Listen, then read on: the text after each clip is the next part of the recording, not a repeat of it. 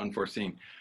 Yes, so I am a political science professor, which makes me feel a little in awe of some of the work that's done by the rest of the members of the conference. And I always enjoy learning as much as I can, but I've been studying Newman for many years. So it's something that I think I try to put myself forward as an example of someone to not be stuck in your specialization, to do as much as you can to broaden your sense of learning and also teaching. So I try to provide that example as much as I can. Of course, it's very unfortunate that we can't be on campus at Notre Dame. I was looking forward to it. I spent 9 years of my life there, and my son just graduated in May. So I was looking forward to a summer of Notre Dame visits for commencement and the conference, and of course, neither one was able to occur. But I was going to volunteer to be a tour guide, but I guess maybe we can have another conference there in the future. For those of you who do remember me from any past conferences, I have a problem. And I can't help myself because I keep making the same mistake over and over and over. I tend to pick topics that quickly balloon into a dissertation. And I have trouble keeping it manageable for a conference paper. And that happened again this time. And my paper, I will not read to you because it's 60 pages long. Unless you want me to read it to you, in which case we can extend the meeting. So I will have to summarize, the paper, kind of walk you through what I was trying to accomplish, but I'm very eager to share it with everyone. I'd like to email it out to anyone who's interested. If just let me know. All the emails were listed on a spreadsheet that Bob sent out in the last couple of days. So please just let me know, and I will be glad to send you out a whole copy of the paper. Also, I should mention that I did give another paper back in 2016 at Duquesne, also focusing on the idea of a university. And but I want to say these are two very different papers. So this current paper does not represent, even though it's very long, it does not represent all of my thoughts on this subject. And I deliberately tried to avoid some of the things I said in the first paper, just to avoid repetition. So if you're interested in my broader views on this, then I would also like to send you that paper as well, which was just published. A reduced version of it was published in the book that Bob Christie edited that just came out this year. So I'd like to thank him for including me in that book. But I'd like to share both of those papers with you to give you more of a complete view of my thoughts. And thanks, of course, to Dave for chairing all these sessions and being the Zoom master. That's somebody's got to do that these days. And thank you very much for your time. Okay, so I will progress here by giving you sort of an outline of the different sections of the paper and describe what I'm trying to do in each one. And I'm sure there will be things that will stir some conversation by the end. The first section, though, is something that's probably very familiar to everyone here today, which is the summary of John Henry Newman's idea of a university. That's the beginning, of course. We have to do that for readers who are new to the subject. But just very quickly, some of the key themes here that I'm dealing with. The unity of all knowledge as one whole, the existence of theology as a science, the concept of the circle of knowledge and the integrating function of philosophy and theology, holding the circle together, the damage that occurs to all the disciplines when theology is taken out, the result of a liberal education, which is the formation of a philosophical mind. Also, Newman speaks of the cultivation of intellect, illumination, and the enlargement of mind. All sort of summed up in the manner and aspect of the gentleman. And then finally, the value of knowledge for its own sake, the intrinsic value of knowing things themselves, as opposed to pure utilitarian or vocational training. Those are some of the key points. Like I said, I won't dwell on this at all because most of us are probably familiar with that. My next section builds on that, especially the emphasis on theology, especially because theology is what was starting to be missing from the university in Newman's time, and it's a big problem for us today. So I'm emphasizing what theology adds to our understanding of the world, to our understanding of mankind. And here I'm bringing in to the discussion also the works and the thought of St. John Paul II and Pope Benedict. They're an important part of the story, and they've been talking about these same things in the recent decades. Okay, and I think that's really very interesting. Don mentioned that yesterday about his forthcoming article looking at Pope Benedict's reception of Newman today. But it really reminds everyone that these ideas are very current. Okay, so often people dismiss Newman because he's writing in the mid-19th century. But when we see that the popes of the last few decades really we're speaking the same language, we're on the same wavelength, I think that really makes Newman feel much more contemporary. So I think that's very important, and I quote both of them frequently throughout the whole paper. But here we're considering the relationship between faith and reason, the importance of telling the whole truth about man. Okay, this is very important for including theology, that it's theology, revelation is what gives us our story of ourselves, right? This was something St. John Paul II talked about repeatedly. We only learn about ourselves from the story of the incarnation, death, and resurrection of Jesus. So this is going to shed light on all of the other disciplines that study human beings, and of course also the natural sciences, because the creation is created by God. We also have a problem that we see today in our culture and society, but also in the universities, of a narrowing of reason, okay, by excluding all theological questions. In the university, it could be a result from this specialization. We have a problem which we can identify as scientism, which is the idea that only scientific, empirical inquiry is justified for discovering truth, but also that the scientific logic then has to explain everything. And it would also be divorced from ethics, so that an idea emerges in science where we should do something, let's say human cloning, for example, do something just because we can, to see where the science leads. So all of these things can have a very dangerous and distorting effect.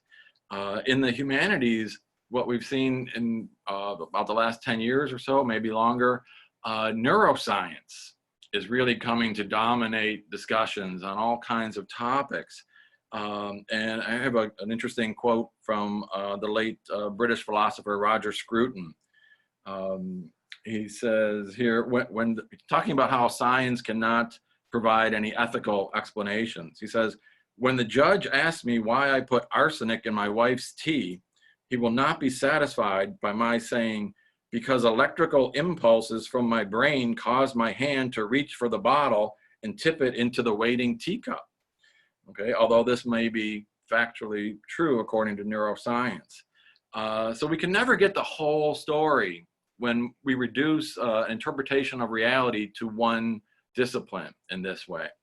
So this is what I'm working at in this section here. My last sentence is, we've taken the human out of the humanities.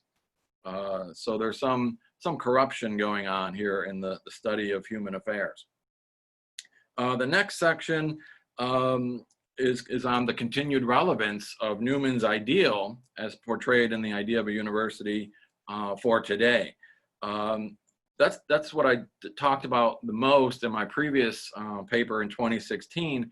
At that time, the theme of the conference was tradition.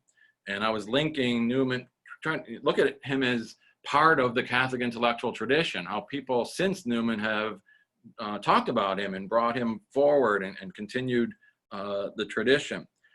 In this paper, I'm focusing on the value of a liberal arts education, of a philosophical habit of mind, how it becomes something useful in all walks of life. This is instantly, people should notice that this kind of, it sounds like this is going against the idea of knowledge for its own sake, that it's not supposed to serve some higher external end, a different sort of usefulness. But I'm making the point that just because liberal learning is worthy in its own way, intrinsically, it does not mean that it's useless, okay? And so I elaborate on this in this section here on the philosophical habit of mind. And really, society today needs this, I think. You know, we're not only, we're dealing with postmodernism, we're dealing with the tyranny of expertise in some cases, where bad decisions come from that narrowness of reason. We have technocratic jargon that kind of dominates our lives today, including in the university. And a real, you know, good heavy dose of Christian humanism would go a long way to helping us get by in the world today and avoid a lot of problems. It's also, you know, when we started talking about financial problems of Canisius College in the beginning, it's also, I think, good marketing for Catholic universities, you know, the benefits of a liberal arts education, that this is something valuable that gives you, especially as graduates, gives them a lot of flexibility in the careers that they will pursue. And the theme of this year's conference is Newman as a witness for our age, okay? And he, of course, his life serves, he's an exemplar of someone with a really well-tuned, highly developed liberal education, right? I mean, his expertise was on so many different subjects, the types of things that he wrote, you know, from prayers and hymns and sermons to pamphlets and political essays, historical sketches to highly developed philosophy and theology. He, one observer calls him a mind alive. You know, his mind would grasp everything.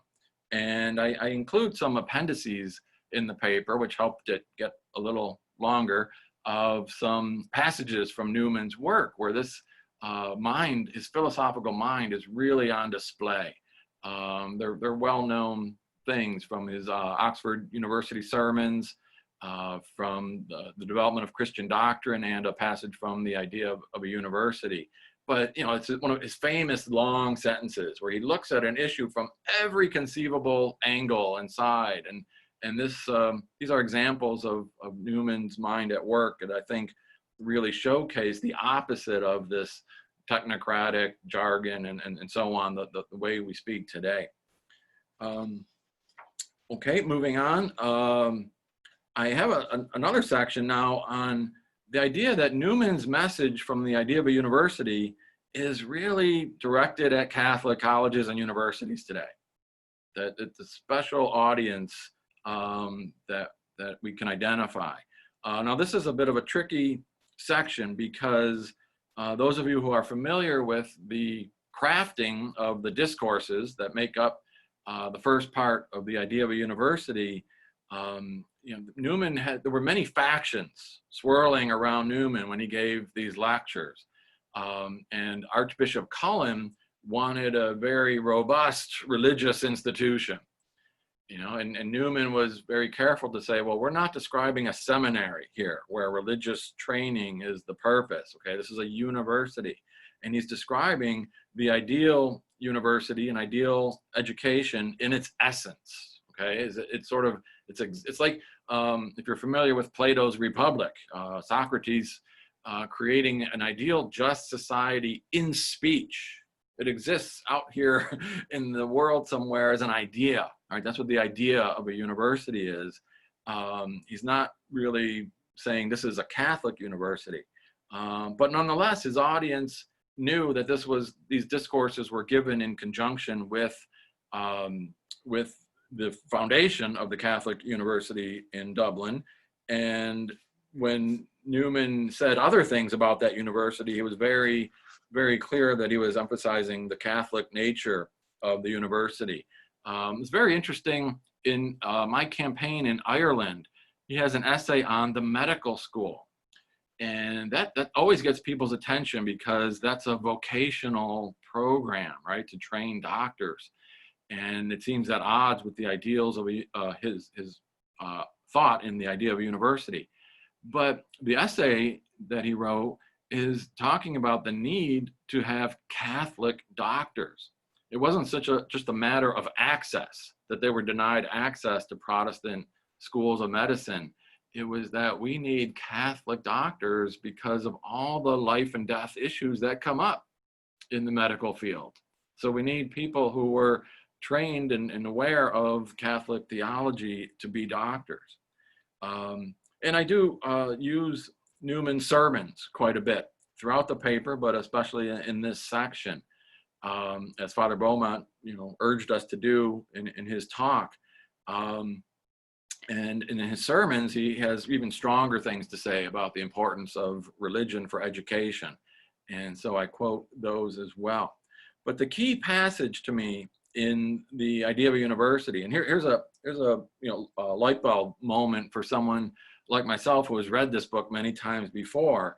The key passage for me is the following. He says, admit a God, and you introduce among the subjects of your knowledge a fact encompassing, closing in upon, absorbing every other fact conceivable. How can we investigate any part of any order of knowledge and stop short of that which enters into every order? You will soon break up into fragments the whole circle of secular knowledge if you begin with the mutilation of divine. That first clause, admit a God, right? If you admit a God, so much more follows. All these other ideas follow from that starting point. And so today, if we look at the state of universities in America, the Catholic universities should stand out as places where most, even those that are not so Catholic in content any longer, most still begin with that admission that God exists. And so that draws them into the conversation here in a special direct way. And so that's part of my paper, is putting pressure on Catholic colleges and universities to take that belief seriously and to then make sure that they act on it, and that the way that they structure the curriculum, the things that they do, all conform to their professed beliefs. Hence the term integrity in my title, which also has multiple meanings. I really like this word for my paper because it means living up to your beliefs. It means also truth in advertising and how you present yourself to the world, and potential students who are going to be paying tuition. But also, of course, integrity relates to the circle of knowledge and the wholeness of knowledge as one thing, and that's a multiple meaning to one word that's very suitable for this paper.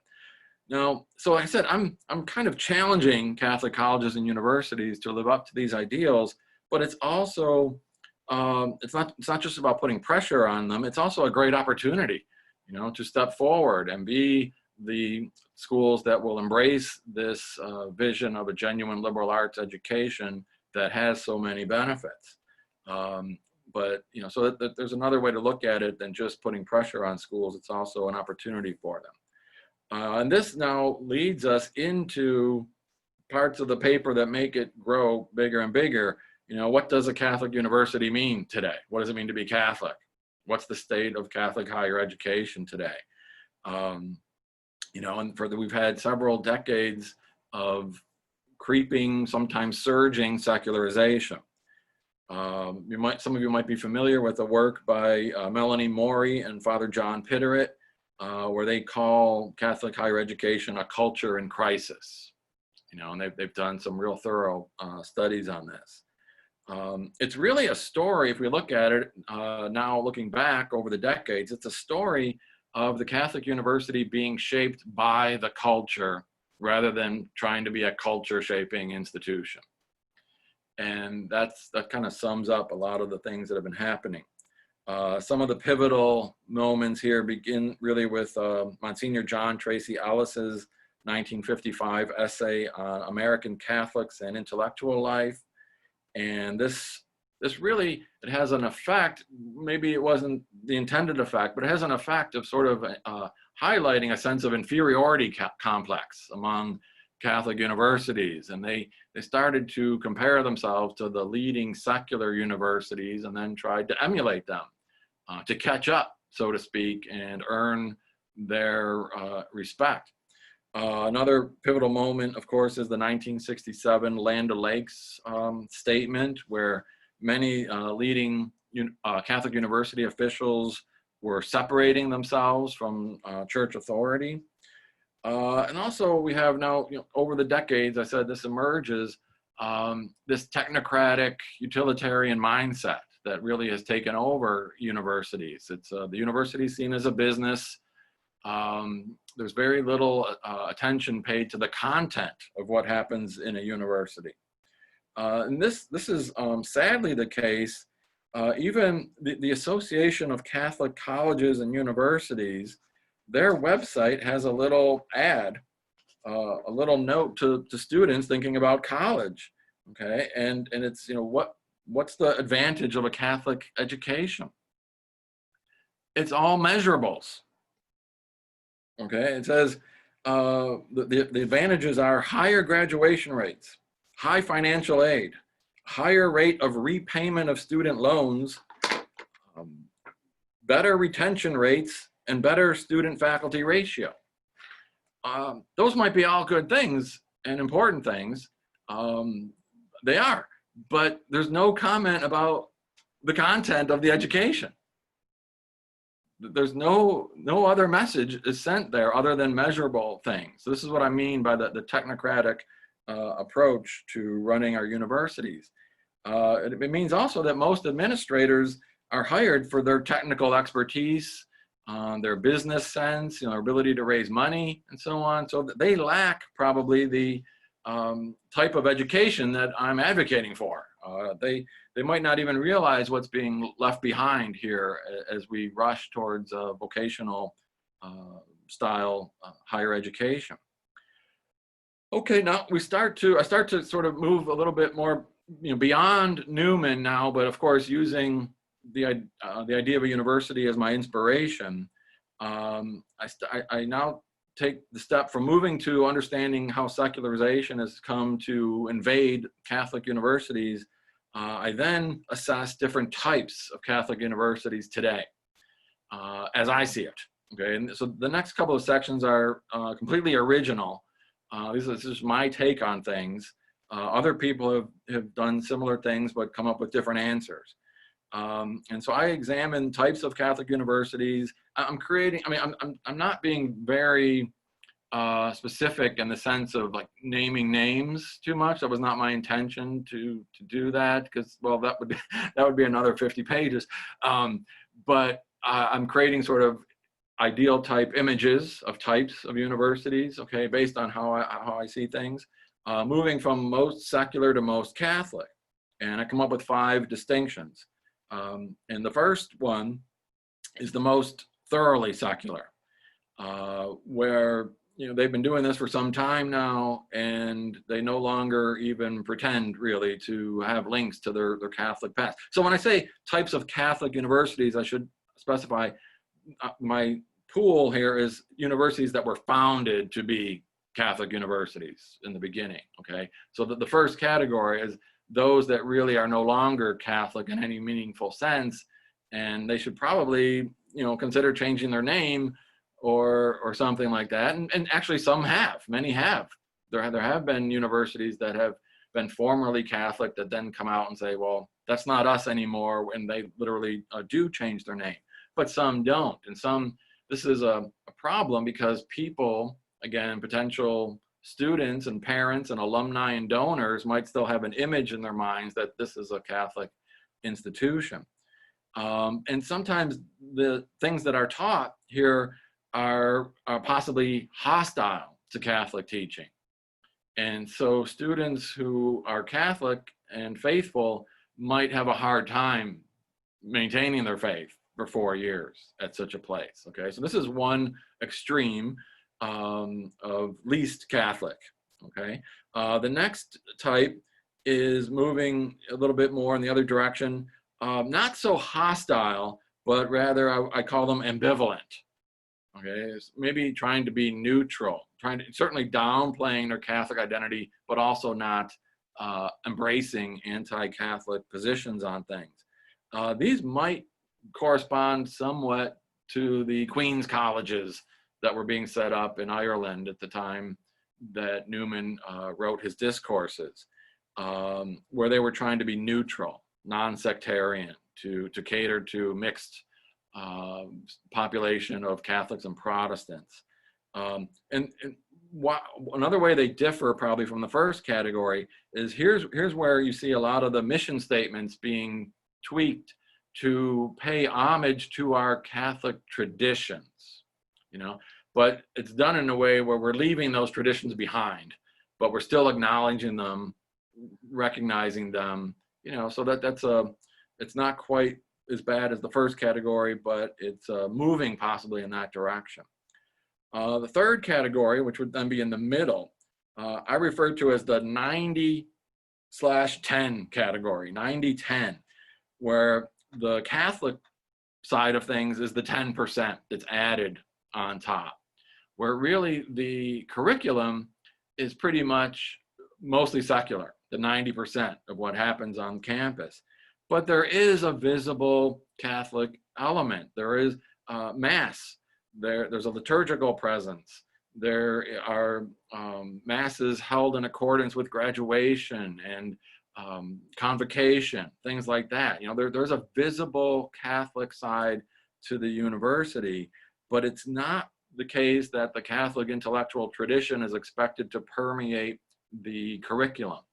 Okay, and remember then Newman's discussions from earlier. You know, the circle of knowledge has to be held together, and theology plays a big role in integrating the curriculum, relating all the different disciplines to the important truths of creation.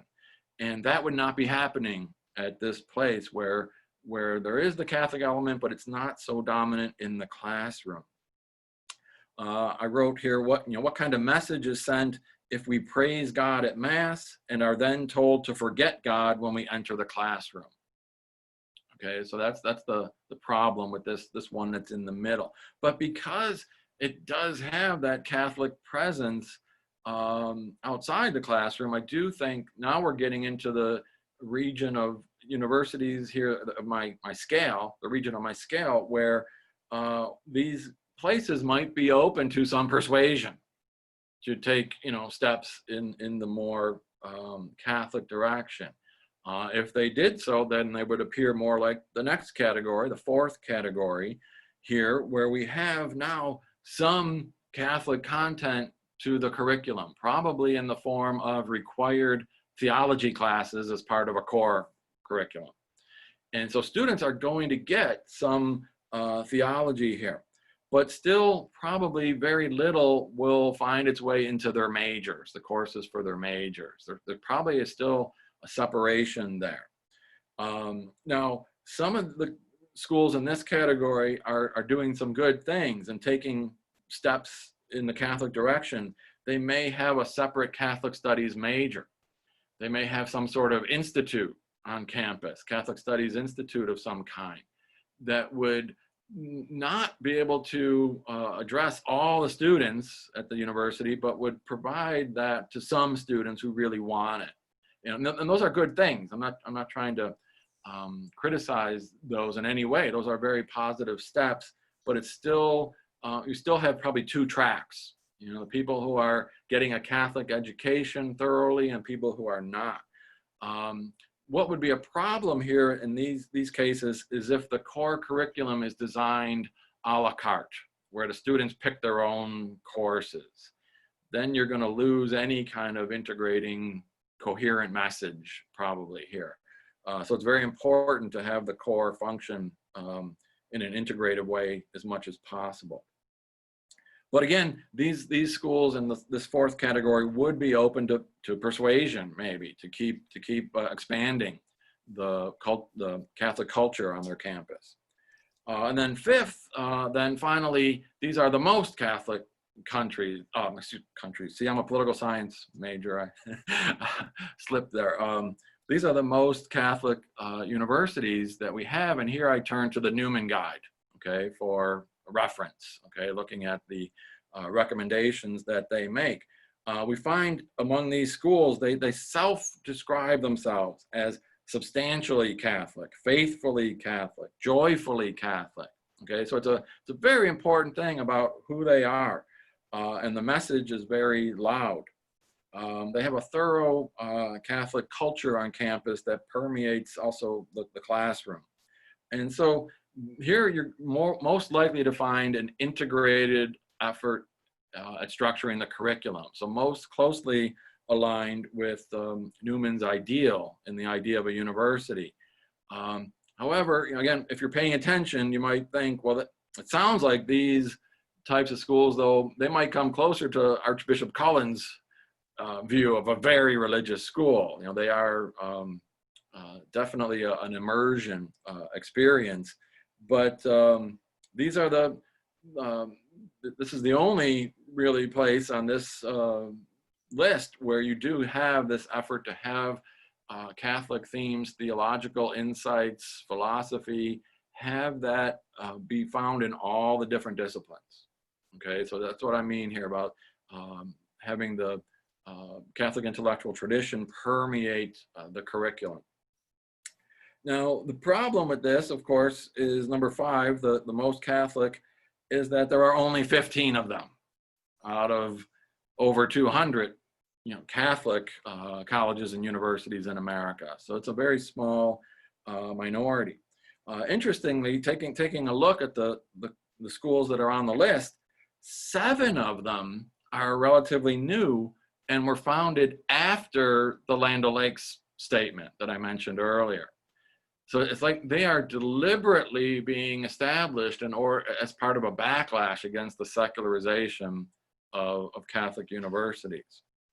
Okay, and then moving from that section, how are we doing for time? Moving from that section, I come up with my own list of essential features of a truly Catholic university in the 21st century.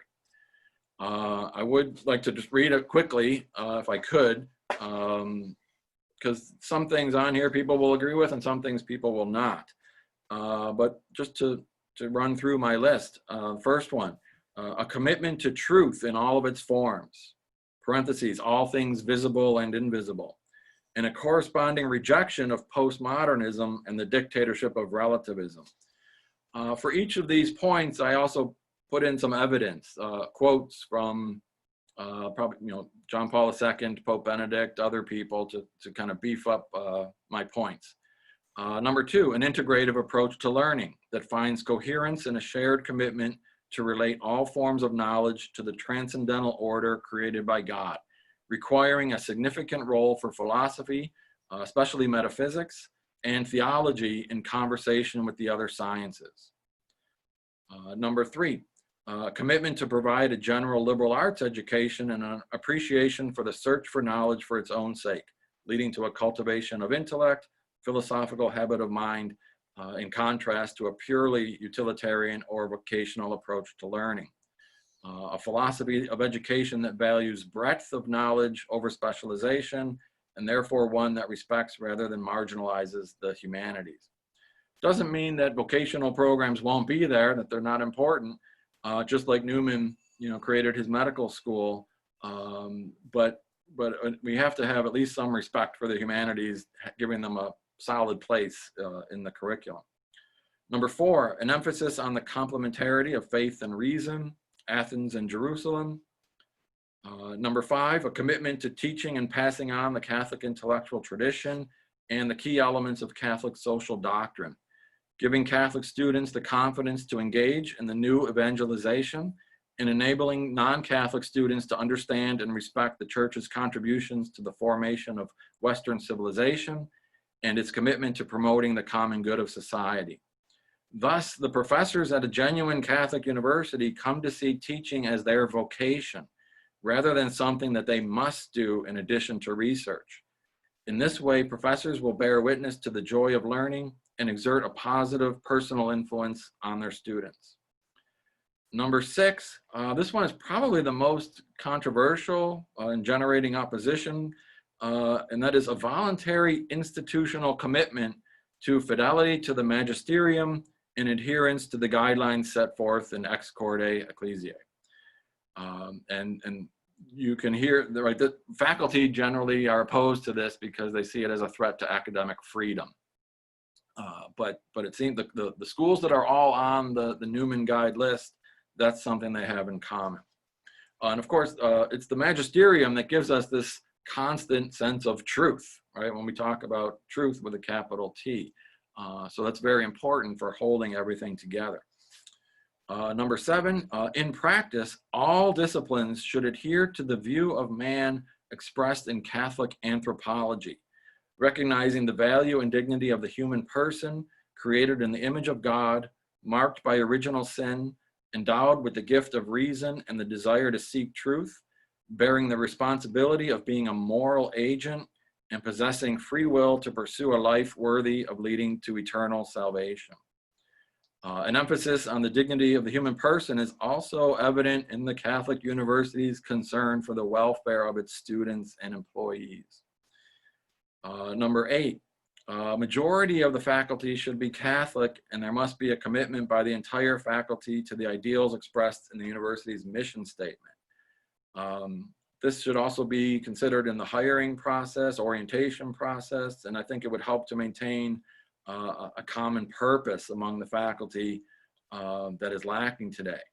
It's difficult when you talk about numbers like that, and of course there would be Catholic professors who don't do a good job teaching in a Catholic way. There are non-Catholic professors who do an excellent job teaching. But it does seem that once a school gets down to that 50% and lower threshold, that it might be a sign that things might have gone too far in the direction of secularization. Again, I have other quotes, that provide some backup evidence for these points. Almost done here. Number 9, while recognizing the intrinsic value of all knowledge and the benefits of new discoveries, the Catholic University also encourages and recognizes the value of faculty research that reflects upon known truths and engages in synthesis, pursues questions of ethics and meaning that are neglected in secular universities, and/or research that serves the common good of society. And finally, number 10, what is needed is the courage to be distinctive and countercultural in defiance of a hostile public culture. So those were my 10 features of a Catholic university for today's world. Finally, then the last section, really the concluding section, I examined some of the obstacles, okay, some of the difficulties here.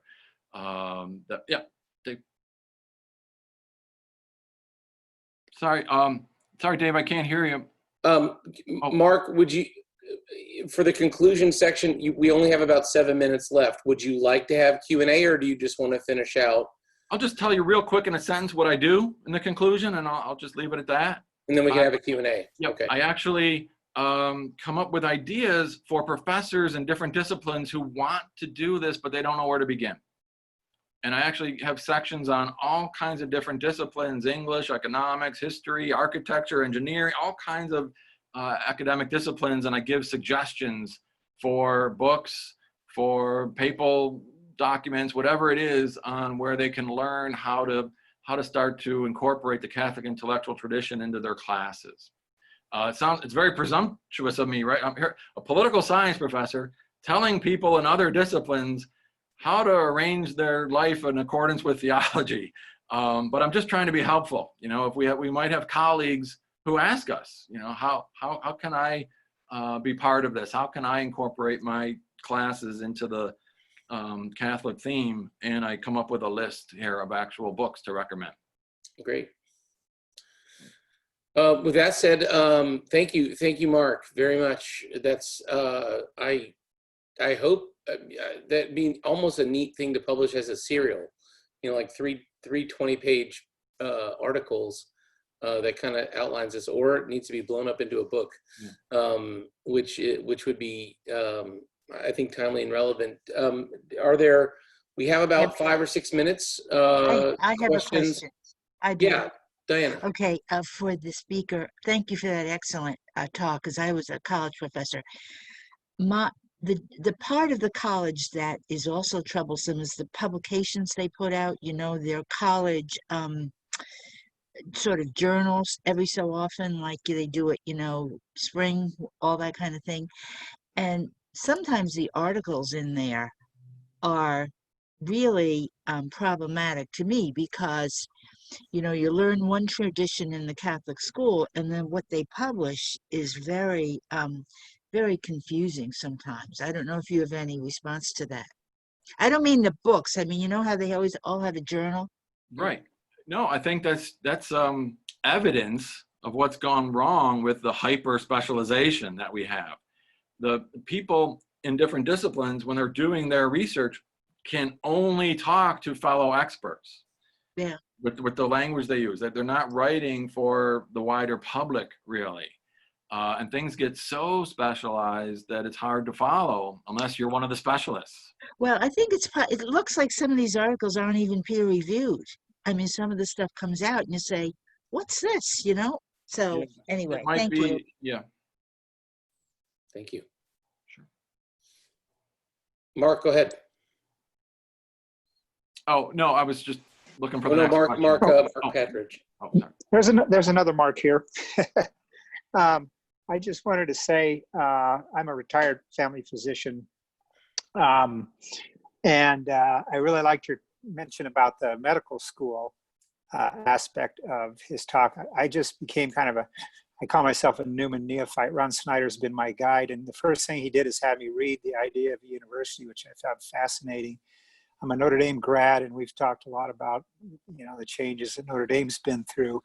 But I'm particularly fascinated about the idea of kind of a Catholic medical school, so to speak. I went to the University of Colorado, which obviously is very secular. And I didn't know if you knew anything more about other, like Creighton or Washington, for example. Do they integrate Catholicity into their teachings in the med school?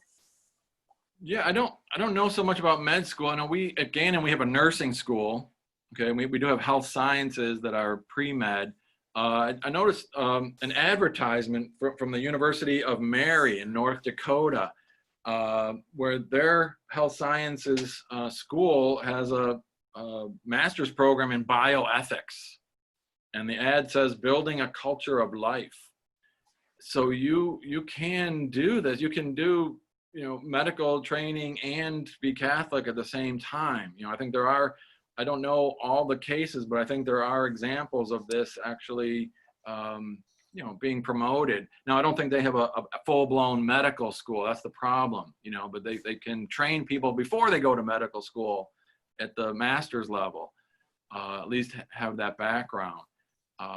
But yeah, I mean, it's only in our society, with all the different issues of end of life, euthanasia, exactly, the utilitarian approach to people.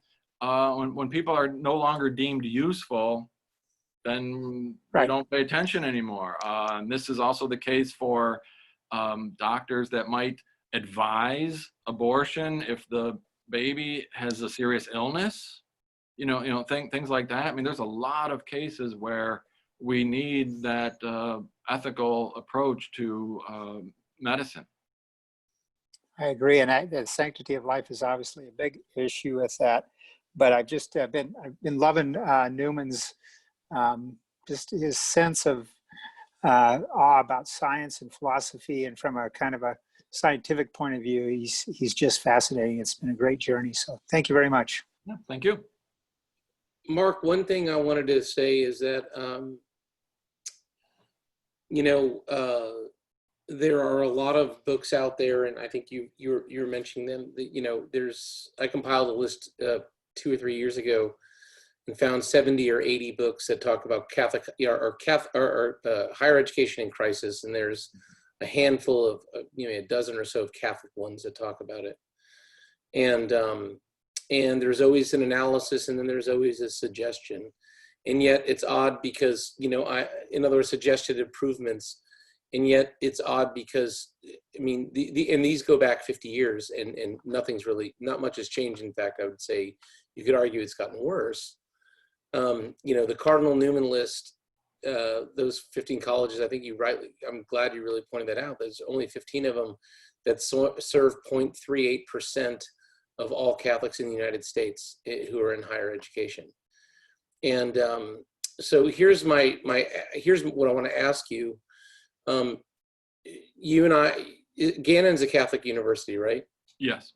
Diocesan. So, and I've been at several Catholic universities myself, and I can say it's not simply that faculty are hostile to adopting, the magisterium, but most college administrators are not trained in Catholic truth. And so they're trained in secular programs. And the second thing is the parents don't demand it. And so, in fact, many parents don't want that. They want their kids to have the best degree possible to make them the most marketable kids possible.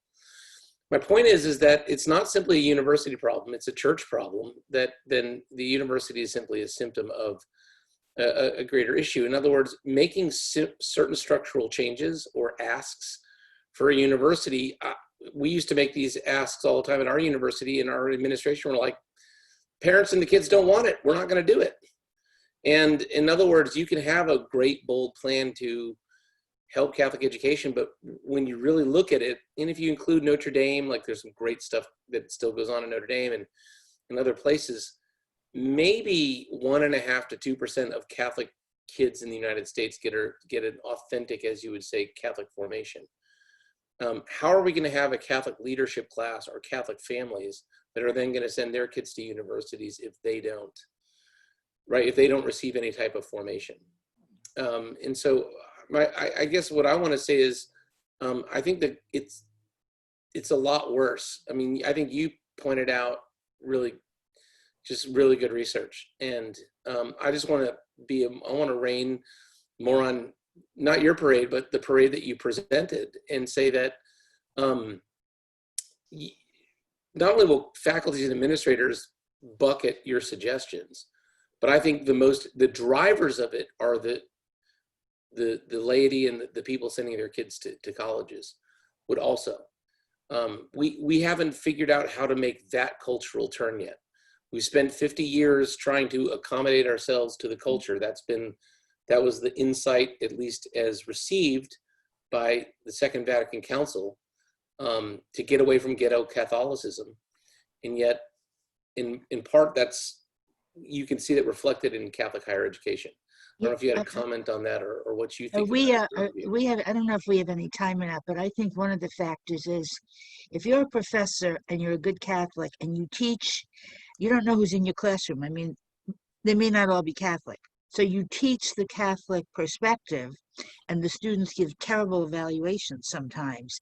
And the administrators look at that, and the faculty, especially if they're not tenured, are in a bind, if they have no support. I think that's a piece of it I've seen. And even faculty don't support it, even though you know what the truth is. So that's just an FYI. Yeah, it's interesting. Well, I do think, well, first of all, imagine if we didn't have those 15 schools, right? Somebody has to keep the flame going. Sure.